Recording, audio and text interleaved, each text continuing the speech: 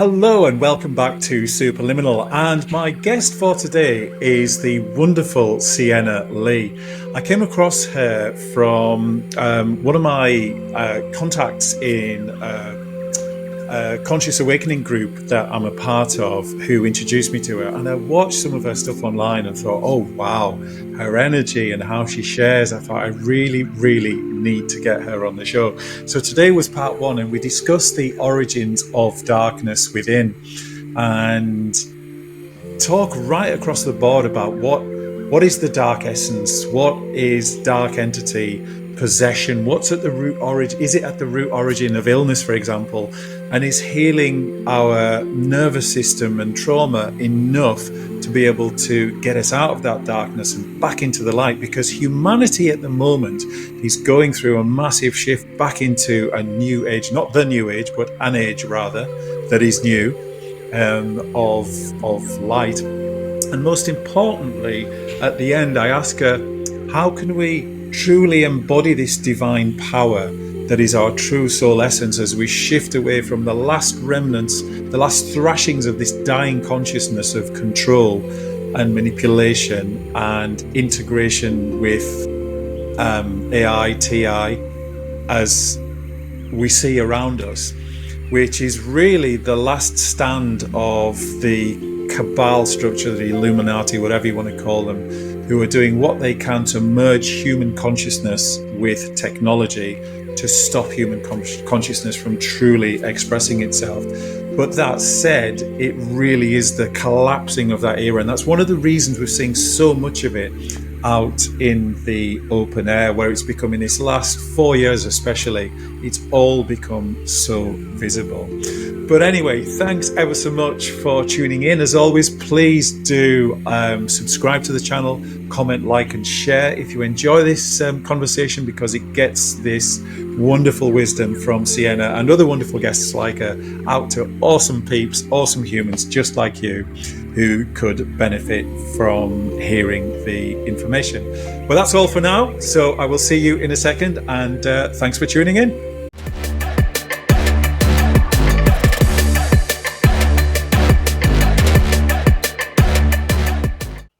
Hi everyone, and welcome back to Superliminal. And today I have the incredible Sienna Lea with me in the Superliminal hot seat. I came across Sienna, as I mentioned in the introduction video, via somebody in one of my wonderful online ascension communities or tribes that I'm a part of. And I watched some of Sienna's videos on YouTube, and I thought, oh wow, yeah, I really have to get her on the show. And we've swapped quite a few messages, and I absolutely love your vibe, Sienna, and what you're doing. And yeah, thank you ever so much for joining us on Superliminal. It's a real pleasure to have you here. Well, thank you for having me, and it does seem like a blessed connection with you. I feel so comfortable with your open heart, your transparency, and your drive and care for showing up with so many with solution in this time that is one of the most challenging times, I think, ever on the history of Earth for humanity to be challenged with the quantum jump that we need to make now in so many ways. And it's very stressful for people. It's very scary for people. And a lot of people, it's hard not to cling to the past, even if our comfort zones are full of lies, deceit, and things that are actually self-sabotaging. We cling to what we've been given here. And it's been, it's been many eons of darkness. We're just coming out of a dark age. So I thank you so much for holding that light and just be one of those wild, crazy people who are just going to anchor the light here no matter what, and can endure the things that are showing up without losing it totally. It's very challenging for me. It's challenging for everybody. So thank you. It really is. And thank you for that beautiful commendation. I deeply, deeply appreciate that. So I wondered if we could start, you know, and I know we said off camera we could probably spend a whole 2-3 hours alone on this one topic, but for anyone listening in the Superliminal audience who hasn't come across you before, I wondered if you could share with us what happened the moment your consciousness, your soul dropped into the little baby that became Sienna, and the sort of cliff notes of how your journey unfolded that got you to where you are Okay. now. I'll try to streamline this because what I want to bring the solutions I've found to people are not so much about me.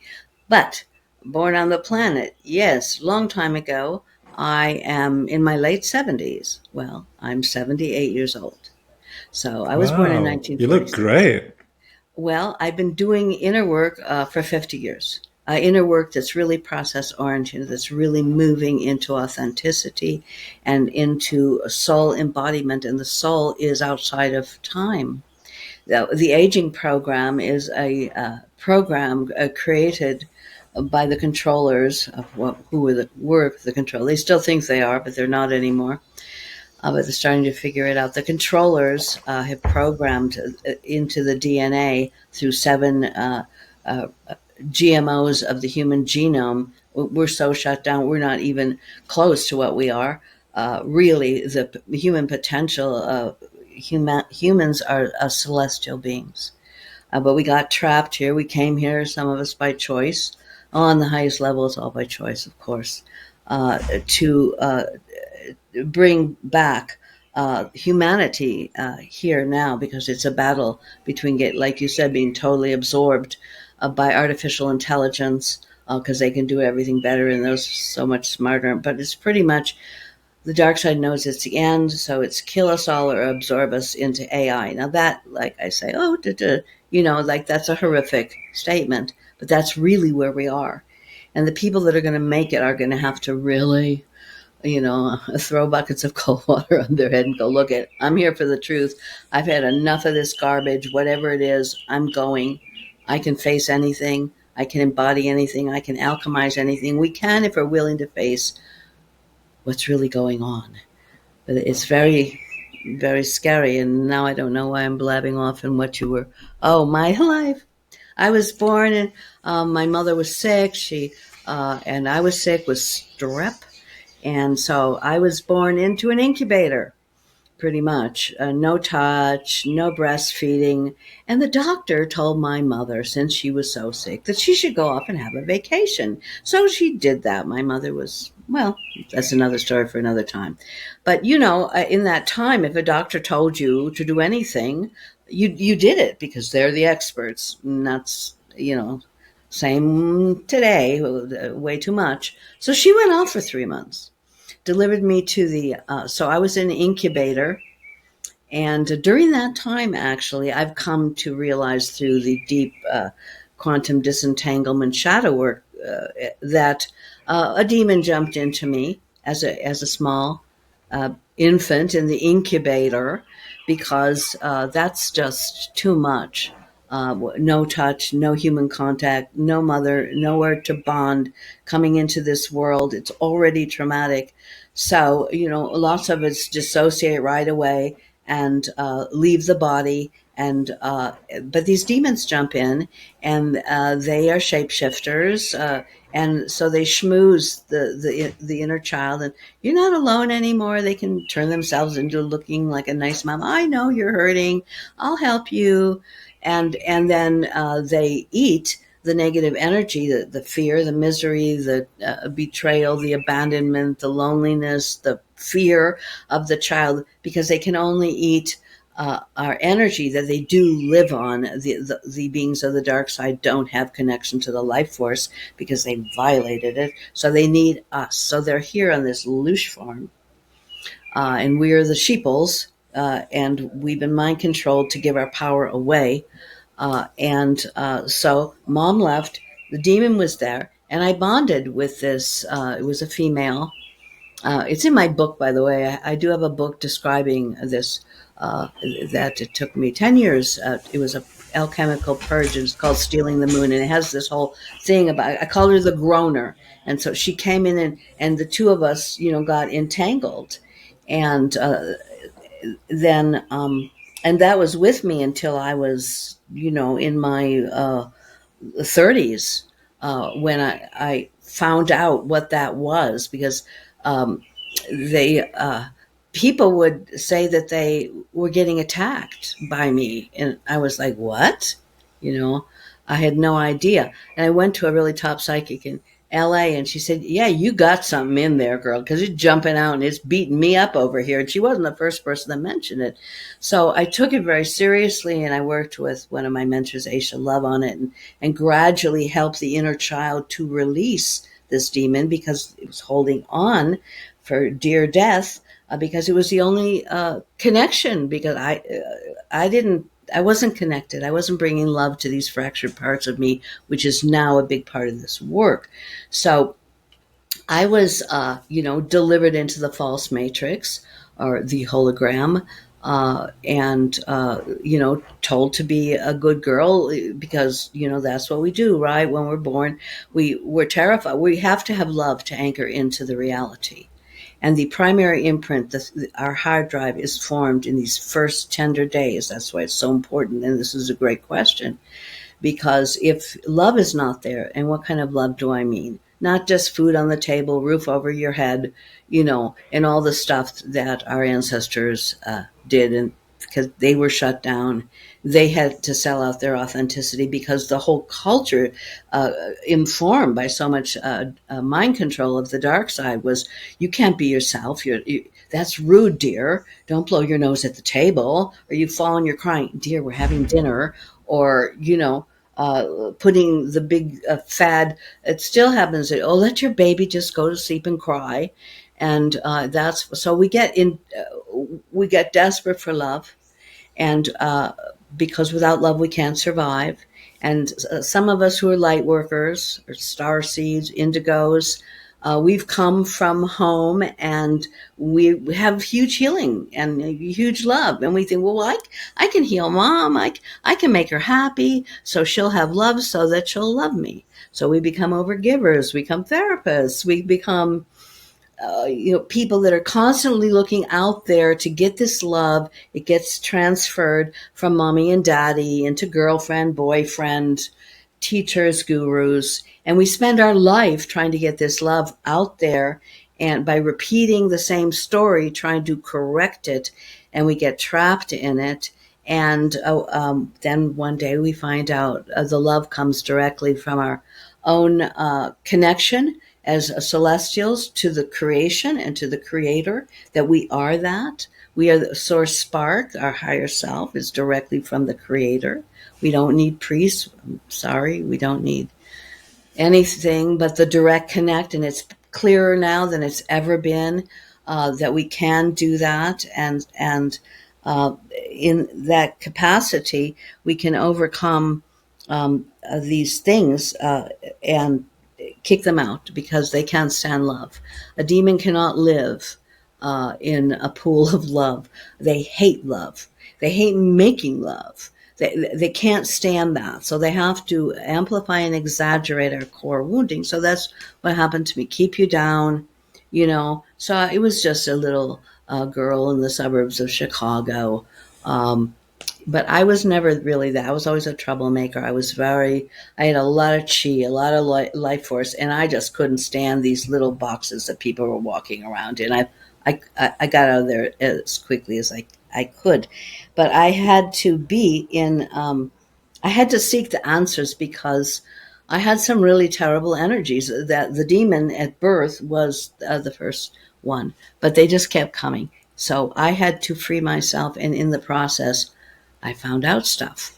I didn't go mainstream. I mean, I have a master's degree in psychology. I had to stop doing all of that. Okay, sorry about that. It's okay. 1 second to turn that silly sound off, because we definitely don't need that coming on. Hello, real quick now. I really apologize.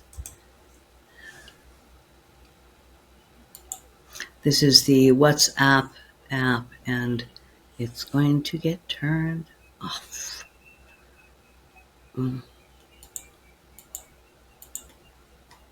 Very sorry. It's okay. I can edit it out really easily. Oh, all right. Well, it's just going to take 1 minute, and we'll be done. And all right, we're good. Back here. All right. So that's just I'm sort of weaving a lot of things, but birth is huge. My birth.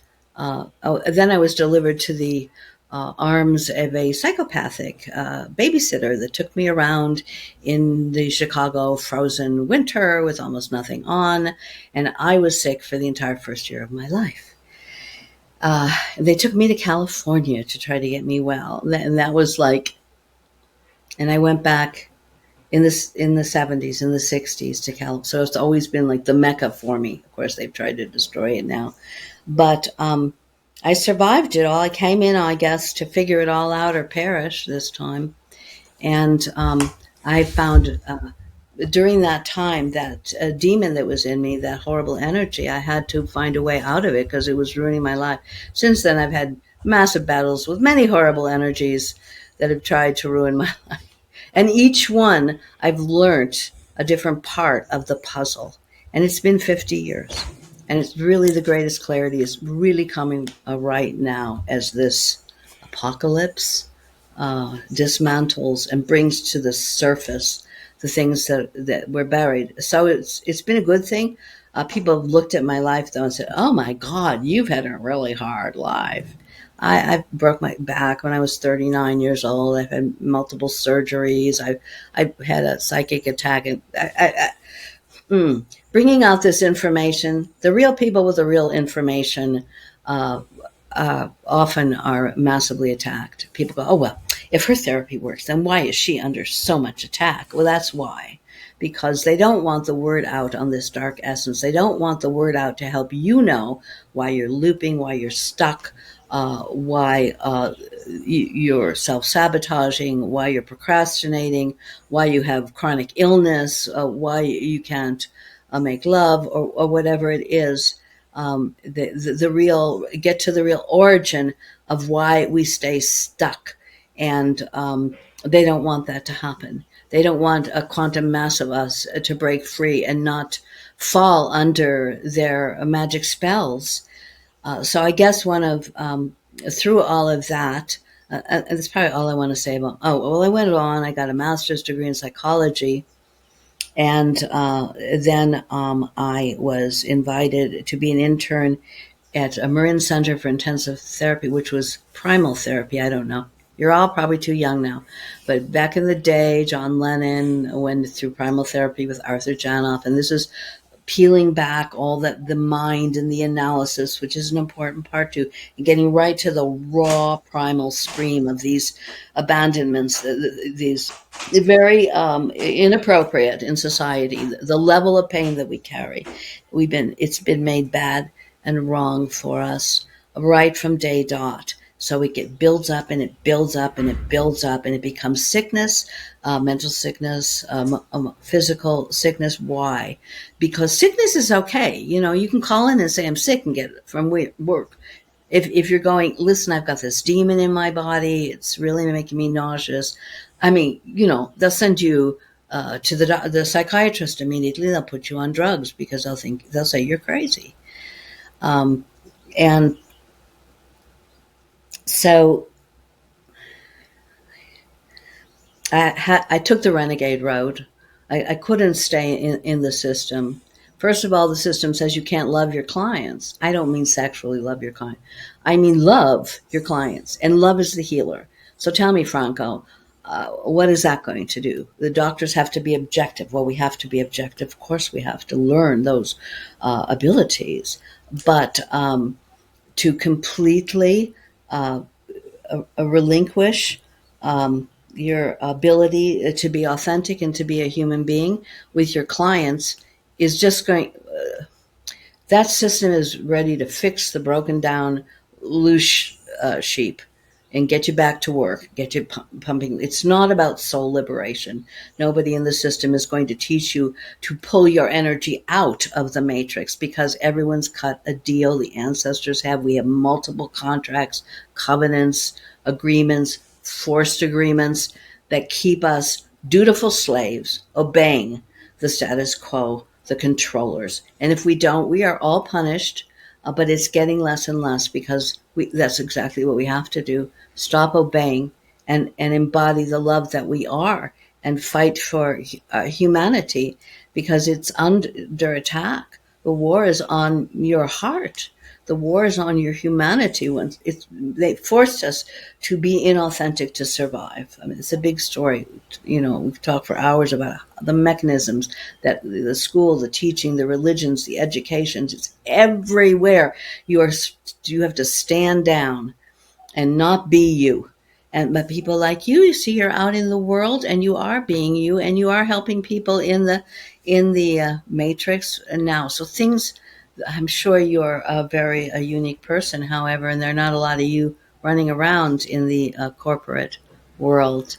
But we need more of you, and we need to see what the real thing they're doing to us is.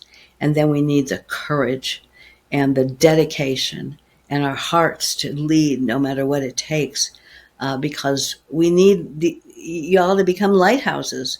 It's not what you say and what you know, it's what you are that is going to beam that energy, and it's going to impact and create new templates, new ways of being, and be a leader in the transformation of humanity into this new version of wholeness, leading with love and the higher self, and breaking our addiction to obey our abusers, and therefore empower darkness. Because really, and I know this is a little hard to face, but Bob Dylan said it a long time ago, you're either dying or being born, and you're either serving the light or serving the darkness with your energy.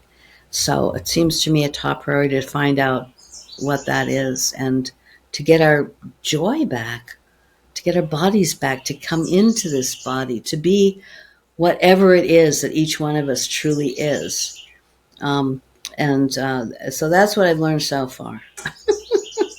Oh, wonderful. I love that. I mean, there are so many directions we can go with that, Sienna. But, looking at the origin of the darkness within, which is what we're going to focus on in this conversation, what actually is dark essence from your perspective and in your experience? Well, all right, I'll tell you what I know. Nibiru was a big ball of black, dark essence full of parasites, because dark essence breeds darkness. And okay, so it's had its cycle, and people think the Anunnaki are going to come and save us or destroy us. That was already taken out. Nibiru doesn't exist anymore, to the best of my knowledge. But this stuff came from outer space, but it was engineered to come here. The dark side brought the dark essence. The dark essence has the codes to create darkness, to recreate darkness. And it's being taken out by many light workers. Kimberly Ann Gogan, United Network.Earth, the GIA report, a must listen, because she's been working 10 years on it. There are a few people that have had the courage to go deep enough to actually not be co-opted by the dark side and actually be serving the light. They've had a heck of a lifetime doing it, and they've had amazing support from the creator to do it, because we're in the time of co-creation where this change is happening between us and the creator. We are not worshiping, giving our power away to an all-powerful God. He's going to fix everything. He's going to take care of everything. We just have to sell our soul to Satan, and who was playing God for a long time here, and then everything's going to be fine. Well, just the opposite. This dark essence breeds on our pain and suffering.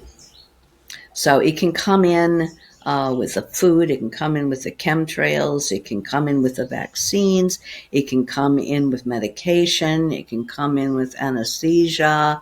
and it can come in all kinds of places. Coming in with the food, a tiny little bit can grow and grow and grow. It will go into you, and it will grow into a demon, or it will create a field that will attract demons into it. And if left on, if you are a highly traumatized individual and very dissociated, perhaps you were in satanic ritual abuse, perhaps what happened to you was so horrific, the only way that you could survive is to dissociate from the pain of your childhood and the past lives and your ancestral memory. And this is what most people who come to me, they're not in their bodies. They're floating out here, or they've been captured and they're being taken as into these huge facilities, and their essence is being run to fuel dark agendas all over the multiverse. And the darkness gets in, and it has sort of a mind of its own. It has an agenda. It wants to bring back the darkness, absorb all of your light, to grow bigger and bigger and bigger, to take you over more and more and more, to serve their agenda more and more and more and more. And it feeds on our pain and suffering. And most of us have quite a bit of it stuffed in our bodies, because there's so much mind control that you're not supposed to be authentic. You're not supposed to know the truth of the past, of the history of Earth, or your history, what really happened. A lot of times, if you've been sexually molested, your memory wiped. If you've been taken in SSP, and I work with people in there, your memory wiped. You've been cut into fractures, into altars that are all highly traumatized. And these are all just great feeding grounds for manipulation of the dark side. They want to either kill us with the food, the poison in the food, the poison in the air, the poison in the water, like I say, the poison in the medicine, constant bombardment on those levels. So if they can't get us, if they can't kill us, then they want to absorb us. So they can make our life circumstances so hellish that we don't want to be here. There are a lot of people that don't want to be here right now. It's really growing, the suicide rate, and the people that come to me, they almost everyone says that they have at some point in the last 5 years since COVID and everything, that thought has arisen. They didn't act on it, or they're trying not to act on it, but it's just been such a difficult time for people, so they want it difficult, and there's that from the outer, and so you give up hope, you get depressed, you get anxious, so your vibration is going into lower density, it's sinking down where it can be food for this demon. That then it gets stronger and stronger. You get it takes your life force.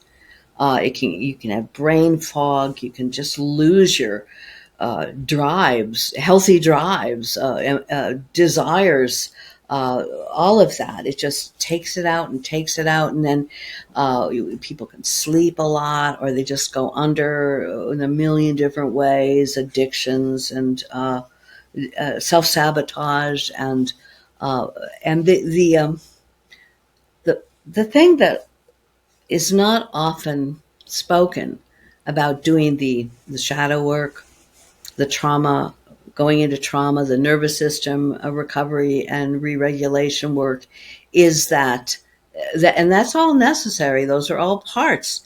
But if you have a demon living inside of you, getting stronger and stronger by all your pain and suffering, and they have AI, because these demons are partly AI, and they have all kinds of tools and creepy things that turn your life into a living hell, and the hell raisers, like there's 100 and some of those, and they've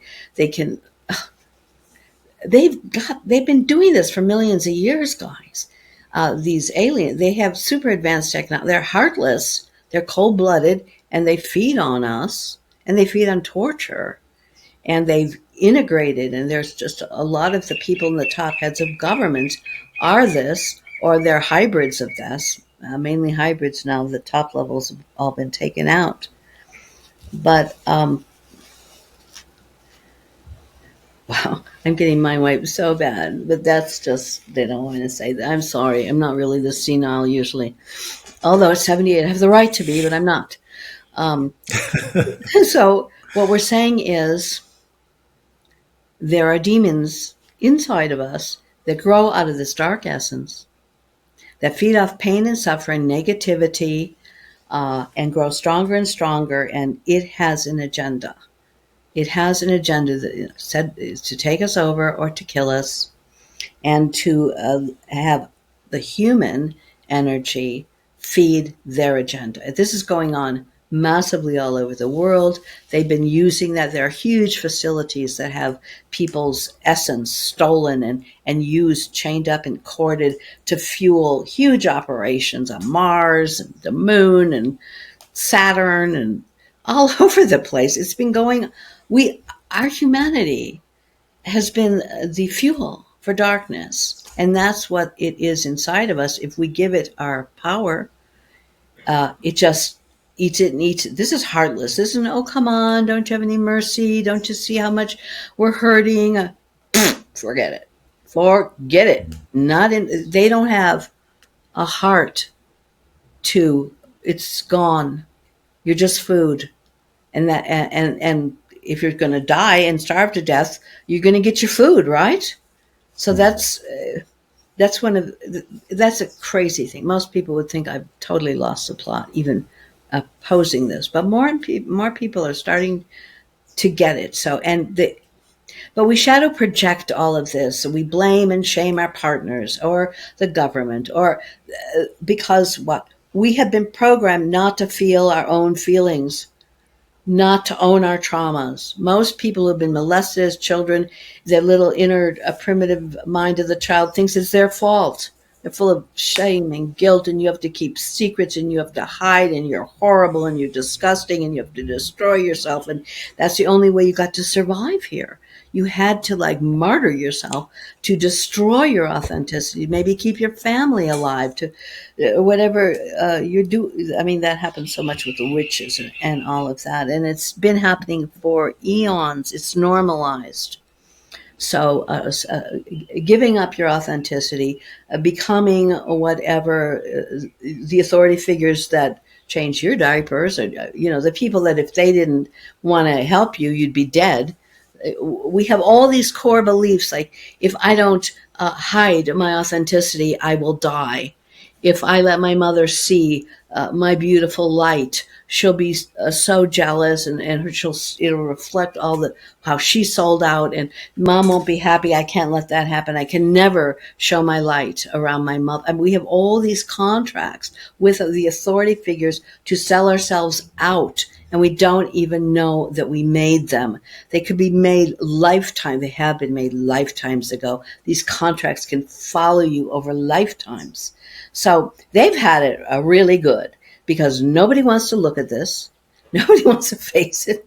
Very few people want to feel that. We are a knee-jerk, run away from yourself, because the pain is built up, the self-betrayal, the wounding. And we think, if I feel all these feelings, I'll die. If I feel how unloved I was, I'll die. If I realize that my stepdad came in every night and raped me, I'll die. So we flee the authentic self. And then to return to it, we have to go back through that, not the whole feeling but that part. When we left ourselves, that's where we have to return to and make that right. Because why? The truth does set us free. When we stop operating from ego mind, when we move into authenticity, which is soul, heart, embodiment, we have to live high integrity. We have to cultivate our noble virtues. We have to do what is right for our humanity and those we love. And if we don't, also, it breeds dark essence. Because in every choice, every moment, every word, every act, every deed, you're creating either darkness or light. So they've made sure that we don't come out with the truth. I mean, look at what they did during the you-know-what and the massive mind control and shutting people down and making it, very dangerous. People lost their livelihoods. Some of them lost their lives. A lot of people still do, speaking the truth. But that's the only way out that I am aware of. It doesn't mean you have to, scream it from the tops of the the churches, but we have to embody the truth. We have to face the truth. We have to be honest with ourselves for the dark essence to diminish. It can't stand that. It can't live in a being that is living from the light. But that, yeah, that was very long. I'm like, sorry about that. No, please don't apologize. This is magical. Would you say then, Sienna, that this dark essence is to some degree the root origin of long-term illness? Along with the mind control that makes people suppress the truth. Illness is mainly, I would say that, but I have to add something. The two parts go together. The suppression of the truth, the suppression of the pain, the suppression of knowing of how horrible the people that were supposed to love us really are, and everything. The suppression of the truth. Where does it go? Where does all that charge, all that unfelt emotion go? It's stored in the body. And that's the root of all disease. Emotion, suppressed emotion, are the parts of us that we're running away from putting in our body and only can express through illness, because that's the only socially acceptable way we can show the level of our suffering. Otherwise, suck it up and get back to work, right? No one wants to hear it. But that's it. The disease is the suppression of the truth of our emotional self. 80% of all disease is suppressed emotion, suppressed authenticity. And then the dark essence gets strong and eats on that and starts and keeps you looping in the very behaviors that keep you enslaved because it keeps them fed.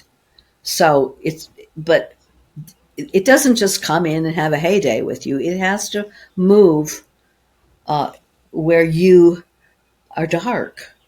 And what you don't own is dark. That's why shadow work is important. That's why working with the various multiple lifetimes, subpersonalities, ancestral, generational memories, why bringing all of it, even if it's like, oh my God, I did that in this lifetime. Oh, I was responsible for killing a whole bit. We have all been in this dual reality where we've had dark and light, all of us. You could say all of us are sinners. I don't like the sinner word, but we all have it. But none of us are supposed to have it. That's bad. If people know you have darkness, you lose your job, you lose your husband, you lose your friend. You have to be like, all positive energy. So we create these fake selves that have the best part of us leads. And what's really in there is often either suppressed or we don't even know where it is anymore. And if you lead a fake life, that can kill you too. Because all the suppressed thing, like the liver is rage, cancer is often people that won't express their frustrations, their opposition. They were too scared to ever stand up and go, no, and I'm not doing that. So it goes in there and then it festers and then the dark essence gets in there. And then it goes from there. And as you've already said, there's the added element of the external toxicity of the environment, the food, the water, the electromagnetism, everything that then adds to what's going on in the inner world is then being added to by the things that we consume and are immersed in that we have no direct control over unless we go out and live in the middle of nowhere somewhere and fend for ourselves. Well, you can live sort of in the middle of nowhere, and it's still pretty good. I live in a remote mountain village in Ecuador, and I communicate with people all over the world from here. I'm not totally off grid. I'd like to be, but that's what people need to do. they need to disengage with all of it.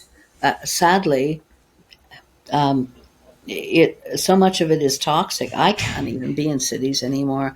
I have a nervous system because from being an incubator baby, no touch, the nerves didn't develop properly, and so these EMFs. I don't have Wi-Fi in my house. I start itching like a crazy person. I can't even. I can go to the city for maybe 2 or 3 days, and I have to get out of those fields. But when you get into you can do it, because you're doing it. You can do it in city, get your meditation, get your downtime, go out in nature where you can connect, get into the silence where the joy is, connect with the creator, connect with your higher self, open your heart to love. We can be full of the most delicious energy more and more and more of the time. We can be co-creating with the ninth density, with the creator. We can reclaim our multidimensionality. We are alchemists. We can alchemize the dark to light. And it just means that, yes, we do have to take a step back from the matrix. And it's very hard for a lot of people to do that. They have their identity in it, what they're wearing, are they popular, what car do they have, what education did, all of these things that the false matrix made us tick off so that we are a marketable commodity. We can get friends, we can get lovers, we can get money. You got to be, but you don't. I mean, look at what you're doing. Yeah. You're coming from your authenticity, and you're in the matrix right now. I know I am totally in it, and I love that you shared that about getting out of the city, because my partner and I, we were there's a beautiful part of the UK, one of the smaller countries that makes up the UK, Wales, and we were in North Wales where there's beautiful beaches, and I think she told me that she'd looked online, and I think it's something like it's one of the places in the UK that by far has the lowest amount of air pollution. And you really feel it when you're there. We had an incredible experience over the weekend there. The beaches are beautiful. You can feel the energy of the mountains. The mountains are literally talking to you. The sea's talking to you. You can feel the vegetation and the mineral world talking to you. Obviously not verbally, but you feel the communication here. And we had the most incredible time. And last night when we came back to where we live, which is a town I live in a town about 2 miles away from where she lives, but it's quite close to a large city. And as we came up to the edge of that last night, I really felt this wall of density. And I was like, in the car, I was like, oh, I can really, really feel that. But thankfully, I've got my feet on the grass at 6 o'clock in the morning every day, doing a deep meditation, walking. And the town where I'm at is there's beautiful countryside. One of the main energy lines in the UK runs right over where we live, and you can really feel it. So thankfully, there's that grounding element within that. So I agree, you can coexist in it, but at the same time, it is so important to do that grounding work to make sure that you don't go too off balance and get really sucked into that 3D, the toxicity of the 3D materialism that isn't helpful. Because, of course, some of elements of it are in terms of communication, ease of life and whatnot, but it comes with a big price tag if one isn't careful to manage that. Yes, I have always had to be on the edge of civilization. I go to the remote areas, and then the cities would form, and I've always had, because I've had a really rough ride. Nature, the experiences you're talking about, they've saved my life. They saved my life. Coming out in this beautiful patio where the birds are, and the Andes Mountains are, and the flowers, try to, as much as possible, the gratitude, the thank you for the abundance, we lift our frequency. And when we lift our frequency, 51% non-ego hive mind matrix, we can connect. We're at a high enough vibe to connect our own higher self and to creator in our own guidance. When we are in the density, we're not being punished. We often think, I can't hear that. I hear people say, no, I don't talk to the Creator. I can't hear anything.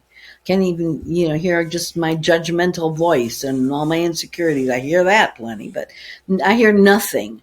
And so clean it up, lift the frequency, gratitude for life, loving life, like the children. Children, Christ said, right, I'm not going to get exactly right, but become as a child to enter the kingdom of heaven, something like that. And it's true.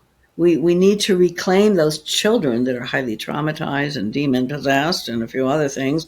AI is trying to take them over and all of this, but find that inner joy of living, because without it, it's just too rough. And get in that core. And when we will be invincible. We're bringing in the light, that golden light from the Creator and from the earth. The Creator is so much more accessible. It's working deeply with the earth now, so it's coming up as well. Bring it into every cell, bring it into your DNA, bring it to the darkness. Use the light to alchemize the darkness. Call for assistance. I have a lot of other tools too, working with Tesla and the lightning coil to burn the dark essence. And do those sorts of things too. But anybody now can reach for the light, can ask the Creator, and don't bow and give up your soul. Just, sometimes I'm just like laughing and cracking up with the Creator, and he's talking about his imperfections and this whole journey he's been on for these billions of years, and how he started, because I sometimes get pissed at the Creator, like, how could you allow all this pain and suffering? And you say you're compassionate. I don't get it. And that's we could do a whole show on that, what his answer was. And it's co-creation now, guys. It's like buddy to buddy. He needs us. We need him. He really needs us to get that. We are him. He put us here to figure out what his creation was. In the meantime, the dark side has taken over quite a bit, and now it's game over. He's breaking all the covenants, all the agreements that this experiment of dark and light is over, because they abused the privilege. They just took everything over in their greedy, blood-sucking ways, and they don't seem to be teachable. They don't seem to be correctable. There are, what do they call it, non-corrective humans. There are those that it's gone or being, so now we have a choice. The people that reach for their heart, just keep it that, get your shoes up and walk on the ground, love life, be as a child, have that gratitude, open your heart, and you'll get all the guidance. You'll get everything you need. You may not get everything you want, but you will get everything you need. Some of it may be really hard, fast education in the nature of reality here, because the Creator wants you to survive. And the people that are just going to keep the blinders on and stay in their comfort zone, that's getting more and more uncomfortable by the minute, but nonetheless, I don't know. There's a lot of theories, aren't there? The Earths are dividing into two Earths, and another one's going to be created. And the people who aren't really ready to have a complete ego death and die to this old system of separation are going to grow up more. Sometimes you have to be in the ego before you can transcend the ego. Older souls are ready for that more. You need more life experience. It's not a judgment. But if you want to never have to come back here on the way it is now, never be forced to come back. Another topic, the reincarnational cycle, was a manipulation, and just to get us in the loop and have us die early enough that we never gained the wisdom to really understand what's going on, and just keep eating us. Well, that's over. The Creator ended that. That's not what's going to happen when you cross over. You're going to have choice. And, this isn't, I try to love humanity and help with all of this work. But there's a selfish part of this, because we're not supposed to be service to self or service to other. We're service to both. If you aren't service to yourself, you aren't good to anyone else. That is ridiculous. So we have to you have to want something really bad to make this quantum leap or this ascension or the completion of your universal journey in this lifetime, to gain control of the vehicle, to call all the parts back, that the demons are no longer in charge of you. You are. It's a big education and a huge dedication. Yeah. But there are a lot of us are ready to do that right now. And those people will be the leaders in that they're embodying the light. They're putting their whole lives on the line. They're stepping up, going all in for this change. And then they will become more and more beings of light, and that will radiate. And also, every person that makes that change in themselves beams that new template, that new possibility. Why? It's not just a thought form. You have made it happen in your life. Maybe nobody ever knows about the great and glorious, whoever you are. Maybe you don't have a big following, or you're not an influencer. Maybe you are just doing beautiful work in your home, with your family, with your garden, with your community. But you are impacting the collective, because That's enough. there need to be new imprints in there. The next person, you're a way shower, you're a path clearer, and the next one's going to hop in because you did it. Now it's there. They don't have to go through what you went through to break through there. It's there for them now. So really, it's a time to be very selfish in a way, to really focus on yourself. Yes, we all have to work. We have to, but you know what I mean? We do. And I love that, Sienna, because it's a really important point to emphasize is that, I've created this podcast to get the wisdom of wonderful people like you out to a broader audience to help with that awakening process. And there's so much more I've got planned further down the line to make a bigger contribution. But that doesn't mean that everybody else has to do that. As you've just said there, making your home a beautiful place in your inner world, with your family, with your garden, with everything else, that all adds to what Rupert Sheldrake called the morphogenic field. So it will come through. Whatever it is we're supposed to be doing, whatever our mission is in this incarnation, will come through when we start to do that healing work, so that that dark essence can no longer remain in us. But one thing I wanted to ask you is, for anyone related to that, is for people might be listening to this and thinking, yeah, I really feel that. I can really feel how entrenched in darkness and trauma I am, and I want to do something about it, as I made that choice several years ago. Would you say that working on healing our nervous systems and clearing our trauma is enough, or is there something more that needs to be highlighted?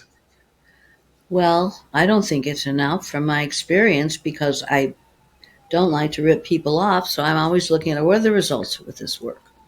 Who's really shifting and changing? And if people can get more comfortable in their own skin, if you include self-love as a part of that trauma release, and getting back into getting self-regulated in your nervous system, that's a huge piece of it. But because of the dark essence and the being sheeple on the Lush farm and being tools in that way, the closer you get to freedom, the more you get attacked. And the attack is interdimensional, it's interracial, it's a fight for this planet, it's a fight for the whole multiverse, and it's a fight for you. It's a fight between light and dark. And I think that they're letting all of this talk about trauma come out because, one, we have a planet of people in PTSD now. A planet. So if they want to have a loose farm, they better correct us to the point we can keep functioning so they can keep eating us, I figure. Because they've only let the people and the information to free up some energy, so everyone thinks, oh, we can heal. Look at all these wonderful healers. I mean, every third person you meet is a healer of trauma these days. The information is out there about the trauma. There's zillions of different methods about them, and people have various degrees of success with different methods, and different methods work for different people. But until you untangle the darkness that you become, the shadow self, the evil that you carry, the selfishness, And some people are addicted to evil, the drugs, the addictions, the escapism, narcissism. People are really fleshing that out, which is really good to know. But hey, guys, we're all narcissistic, okay? There may be a scale, and these people say, "Oh, these terrible people," like that. It's those people. Well, we were designed through mind control to be narcissists, to keep us all in the rat race, just fighting for ourselves, to get to the top where we get to win, to pit people against themselves and each other. That's a huge loosh thing, right? The war. They're creating these wars to feed. They keep creating the wars to make money, but that's not working so much. But as it sacrifices to the gods that are no longer here, to open up these portals to let the demons in, that used to be standard practice. But the portals are gone. The demons are gone, but what is left trapped in us? And it's a war for us, and they will. So just releasing trauma isn't going to make you the victor of your own personal hero's journey, the war between dark and light, where you become impeccable in the truth and with your heart, and you become the victor. You can't just feeling trauma and talking about it and being able to express it is huge. Getting support for what really happened, facing what happened. Yes, we need to do it. But I find that where the pedal, what do you call it? The rubber meets the road is the ego. Now, a lot of people will disagree with me. They think we need healthy egos. Well, there is no healthy ego. The ego is a implant. It was put in there so that we would be these just in our mind, terrified of anything from the neck down. That's all. You can eat all that. I can't be that. I won't be popular. Won't be liked. My parents will kick me out in the cold. I'll die. I'll just be this head up here, which is the ego mind. So we're identified with the ego mind. So especially men, bless their hearts, they were forced into it because they weren't allowed to have feelings. They were supposed to be the big, strong guys that took care of these women. And that's a long story, too, about the dark feminine, a very long story that needs to come out. And what really happened to men and how they got so controlling and so in their heads and so afraid of everything female, everything of the body, and why they went after the women. There's a whole legacy there of what happened. But we have all become the police of ourselves, of our neighbors, of our to keep things from getting too out of hand, to going against the dark side, where they can come and hurt us and hurt our children and do terrible things to us. So we're forced into this tiny little bandwidth of who we are. And we cling on to it like we're going to die without our ego. And most people are trying to get ego inflation, oh, look, I did this for you. And they went, oh, you're such a good person. All this outer feedback. Oh, you're so nice. Oh, you're so this. And then they're like, because inside there's so much insecurity. There's so much lack of confidence. Circumcision. Please. The first moments of life, getting the most sensitive part of a male, that it connects them to the whole multiverse, and traumatize that, cut them off, tell them they can't have feelings, express their feelings. That is not what men do. Big boys don't cry, grow a pair, blah, blah, blah. And that's heavy mind control. And so it's made it really hard for the healing to commence, because the healing is embodying the truth of who we are. Now, I'm sorry they wiped me again, so I just fell off the ride for a second. But it's complicated what ties us to darkness. There's so much mind control that has us betraying ourselves. The Matrix demands that we betray ourselves to a certain degree, doesn't it? Can you say what you're really feeling at the water cooler there in that corporate world? I mean, are you going to lay down on the floor and like kick and scream and stand up and go, "Oh, I needed that, man. Let's go back to work now." Like, no. There's huge. We have to lie. Lying is normalized, and speaking the truth is dangerous. And that's what all this dark essence breeds on. So, what I'm saying is that when people get to the ego, they usually leave the work because they wanted to fix their egos. They didn't want to get rid of their egos.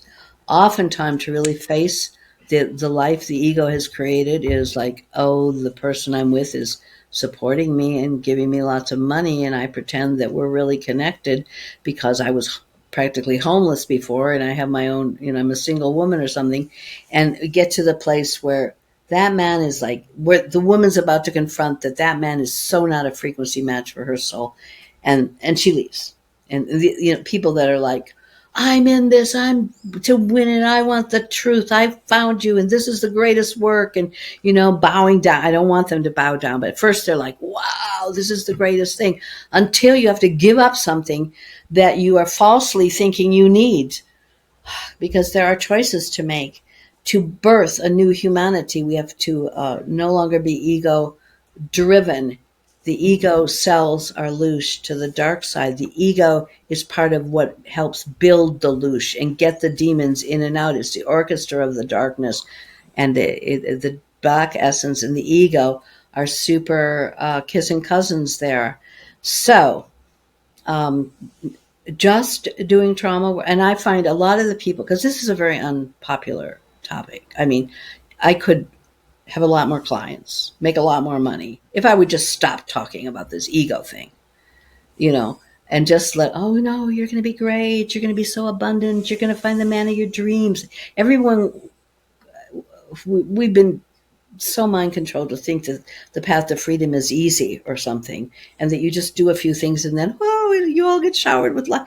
And on the outer, you get more challenge. On the inner, it is opening up, and you are there in the garden, and you are there with your heart and the birds and the animals, and you're in bliss. And even if you can't pay your rent, I mean, it's always there. This beautiful energy is always there. But to connect with it, we have to up our frequency. And the ego, if you're 51% or more ego, it cuts off your connection to your higher self. You're living as a slave to your ego in the matrix, and we are totally brainwashed and addicted to this form of soul annihilation. It's massive, isn't it, when you look at it? And the crazy people like us go, nah, we can do this. Come on. This is way more fun than being a slave in the matrix. Come on. Some of us were just so wild like me that I couldn't be a slave in the matrix. I'd always open my big mouth and get myself in trouble. It was just impossible. I just couldn't do it. So that's why I ended up being the one blabbing about all this to you today. Love it. Yeah, and I do really concur. If you ask anyone that's close to me, close friends, my partner, one of my close family members who kind of gets me in where I'm coming from. Yeah, I do. That's cool. Really, that's rare. Yeah, I do really, really, really struggle with not fitting in, but trying to bridge and walk between both worlds to do the work that I need to do. But anyway, that's by the by. Off camera, Sienna, and I think we said it at the very start of this conversation, you mentioned that we've come to the end of a dark age, and actually we are now entering a new golden age of forever light. So what is that, and what would you say winning in life could be as we enter this new age? This is, when you've been steeped in darkness, the light hurts. Did you ever take that psychedelic trip where the light showed up and it was like burning? It was so light that you felt like you were going to die. But we're conditioned to darkness. We're not conditioned to living in the light. However, the Creator has cleared all the covenants around this world where we were light and dark, and we were supposed to balance because the dark broke all those agreements. And for a very, very, very long time. And so he has declared it's the end of that dark age. We've gone from light ages to neutral ages to dark ages, over all of these many, was it 16,500, and then it switches, or is it 26,000? Anyway, many thousands of years, and it switched back and forth. He's done, because he's looking at what's going on. And I think he's evolved. Something's happened with the whole verse, because he's starting to understand things that I don't think he understood before, or he just needed to get that other experiment its full reign over millions of years. It's done. He's declared, and Kimberly Ann Gogan, United Network.news, go to her GIA reports and do some backlogging of listening to Kim, because she lays out the whole history, and there's been layers upon layer upon layer of what she calls space junk. These beings are doing unbelievable things. They shoot things through the sun, they're all over the universe. They had us locked down in all of these different matrices, and they've taken our essence and fueled worlds with it. I mean, it's so much beyond what anybody would imagine, all what they've done to us. And but now it's over, except for the dark essence that remains here. So literally, and if you go back to Kim, you'll see the layer upon layer because we got more and more light. There were tons of space junk cutting us from the Creator, tons of space junk cutting us from ourselves. More than you could imagine in some of what we think are the most sacred places in the world, way underneath.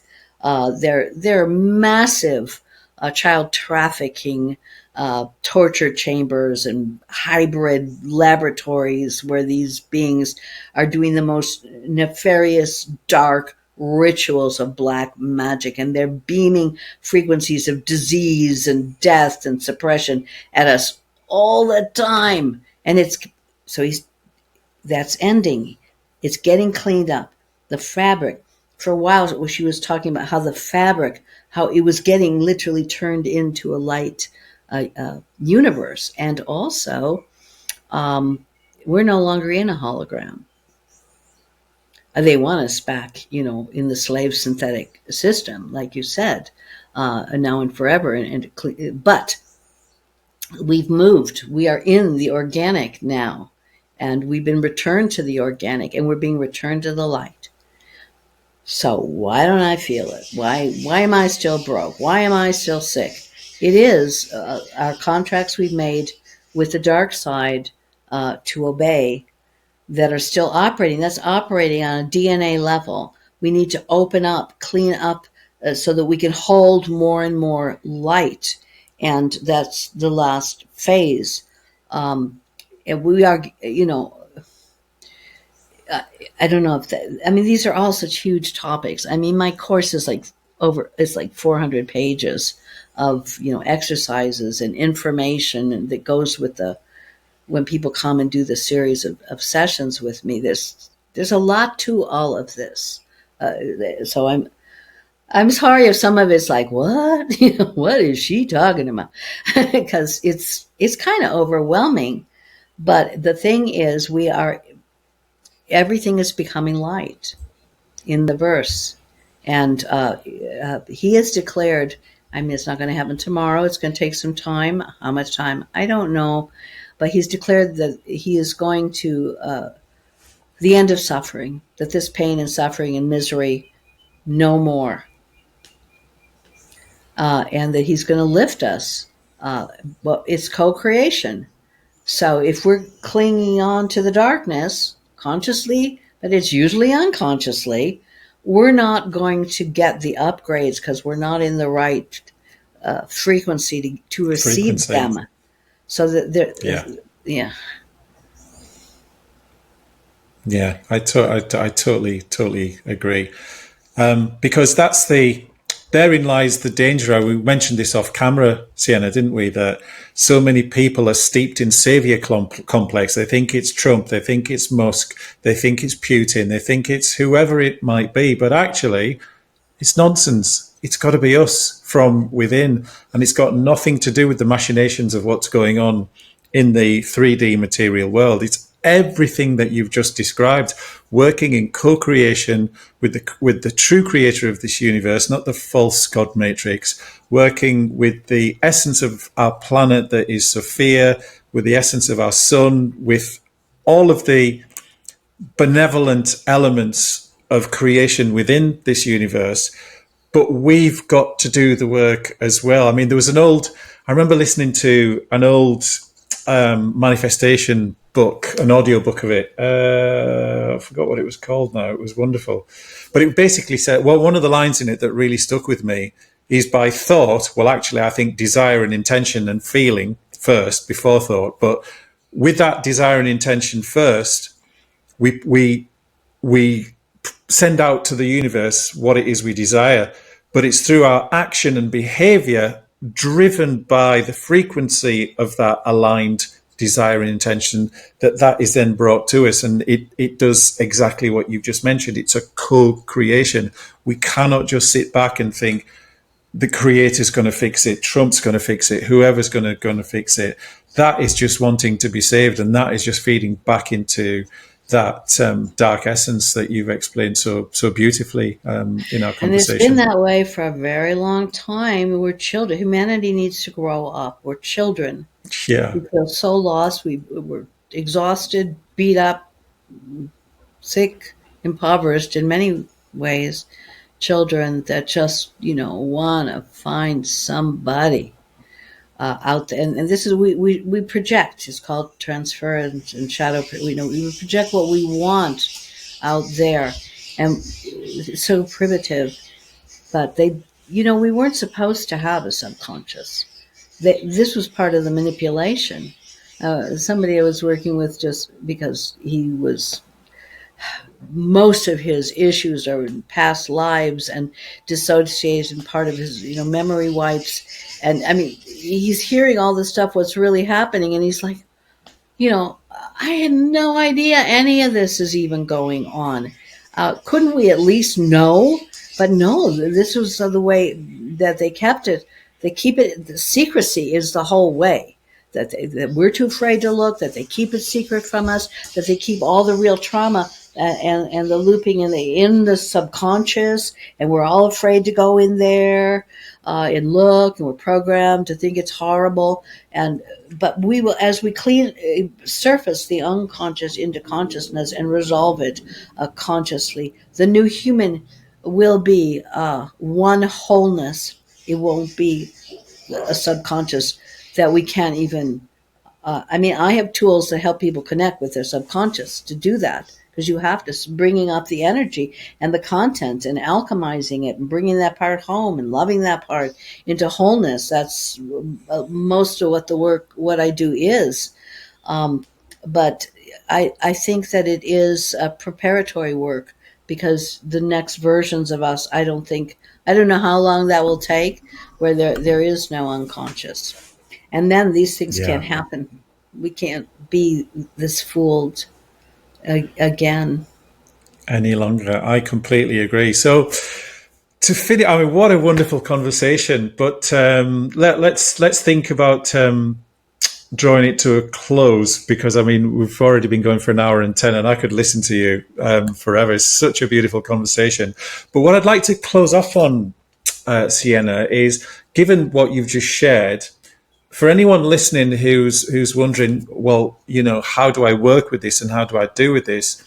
How would you say, the question is, how can we finally embody the divine power that is our true soul essence, now that we're moving into this age of magical light, or forever light, or the new age of light? Radical self-honesty,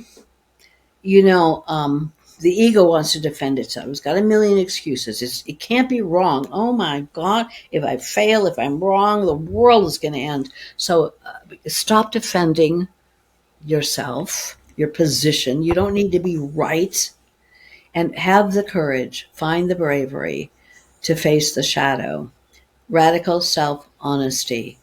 Most people are lying to themselves so thick that when you tell them what's going on, it's like, you know, like, but the ones that really want to know, because the truth breaks through the darkness, it sets us free, it connects us with the Creator, connects us with our creativity, with our emotion, with our sexuality, with our intuition, with our superpowers, is where all the juicy stuff is. They took it all and made us these little mind robots already that were too scared to come into our fullness. And who wants to wake up and go through everything it takes to be in 3D to be that, care enough about, find that passion. Like you said, find the passion. I know a lot of people, they can't find nothing. They can barely get out of bed. But we need to excavate the lie, no matter how the ego is humiliated when you find out you are less than the pristine, wonderful person you've been trying to convince everybody you are. Like when you really get, oh, I'm kind of a jerk, and I'm kind of selfish, and I'm kind of an escape artist, and I'm kind of lazy, and okay, we all are. We've been in a dark verse for millions of years. We're all, I'm not going to use the word broken, but really seriously messed with. We all have had to take on darkness to survive here. We've had to become darkness. Or there are some people that never do. They usually die young. I've known a few people that really just held the high integrity of their life. They get massacred. So we've had to hide. But now we've forgotten we're hiding. We forgot the day that we gave up our true self to go in school where everybody's beating you up if you don't show up as the macho guy. And I became the macho guy, and I got this degree and I got that degree, and I worked on it for 20 years. And now here I am, sick and alone. And, I made I want myself now. This comes also when you're older and the hormones and the programming of the hormones calm down, and you can think straight. And you're no longer attached when you're at the, what they say is the end. Things get real clear. I mean, Jobs on his deathbed, things get really clear that what matters is the greatest thing that we'll ever learn is to love and be loved in return. Yeah. For real. That's where the soul satiates. We've been lied about everything else. We've been told, we've been redirected just to give them our soul essence. And we bought the lie. So waking up, you got to be willing to wake up that you have a shadow. Okay. We're all Dr. Jekyll and Mr. Hyde. Everybody. Now, obviously, some shadows are way deeper than others. In my book, Stealing the Moon, it's a creative nonfiction account of me in a past life as a very powerful queen of Egypt who got taken over by the dark side and who ended up doing great evil. And I've had to go back into there, and this channel of darkness that I was born with, still here, and I could trace through other lifetimes. I've had to admit that I've done great harm on a large scale to humanity. That's partly also why I'm doing this work, because you do have to balance the scales. It's not easy to face, but the ego is humiliated by facing shadow. The soul is humbled. Bring it on. Whatever I was, it's over. I'm going to clean it up. I am a creator being. I am the source spark in the body. I can do this. I'm going to face it all. That's what it takes. And I'm not going to run away screaming when those are the people that are going to do this work. Those are the people that I want to do the work with, because it takes going all in.